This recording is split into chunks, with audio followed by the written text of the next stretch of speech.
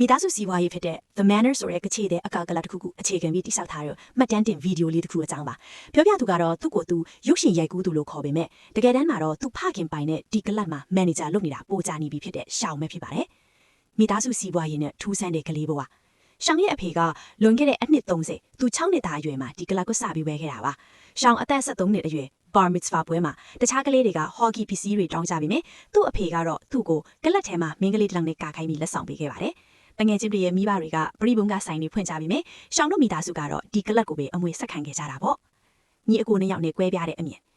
ရှောင်းရဲ့ညီဆယ်မီကတော့ဒီအလုပ်မှာ15နှစ်လောက်ရှိပြီဖြစ်ပြီးဒီပတ်ဝန်းကျင်နဲ့အတော်လေးအသားကျနေသူပါဒါပေမဲ့ရှောင်းကတော့ဒီအလုပ်ပေါ်စိတ်နှခွဖြစ်နေတော့မယ်တစ်ဖက်ကလည်းအဖေနဲ့အမေကိုချစ်တယ်တစ်ဖက်ကလည်းဒီလိုနေရာမျိုးမှာအလုပ်လုပ်နေရတာကိုစိတ်ထဲမှာတမျိုးကြီးဖြစ်နေမိတယ်အဖေရဲ့ကျန်းမာရေးနဲ့ဘဝအပြောင်းလဲရှောင်းရဲ့အဖေကအသက်60ကျော်လောက်တော့သူ့ရဲ့ကျန်းမာရေးနဲ့တေခြင်းတရားကိုအရန်ကြောက်လာတယ်အထူးသဖြင့်သူ့ရဲ့အဝလွန်တဲ့ပြဿနာပေါ့သူကငငယ်ကအရန်ဆေးရဲခဲ့တော့ဘယ်တော့မှဗိုက်မစာစေရဘူးဆိုပြီးအစာတွေကိုအလွန်အကျွံစားခဲ့တာပါနောက်ဆုံးမှာတော့သူဟာကိုယ်အလေးချင်းနူလာကျော်လောက်ကျသွားအောင်အစာအိမ်ခွဲစိတ်မှုလုပ်ဖို့ဆုံးဖြတ်လိုက်ပါတယ်